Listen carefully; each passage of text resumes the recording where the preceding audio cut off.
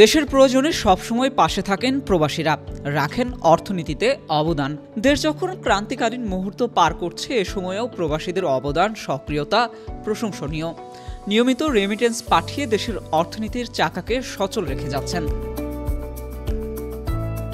চলতি অর্থবছরের প্রথম 2 মাসে দেশে এসেছে 412 কোটি 97 লাখ মার্কিন ডলার রেমিটেন্স। এর মধ্যে সবচেয়ে বেশি রেমিটেন্স এসেছে মধ্যপ্রাচ্যের দেশ সংযুক্ত আরব আমিরাত থেকে। এছাড়াও শীর্ষ 10 দেশের তালিকায় রয়েছেন ওমান, যুক্তরাষ্ট্র, যুক্তরাজ্য, সৌদি আরব সহ আরও কয়েকটি দেশ।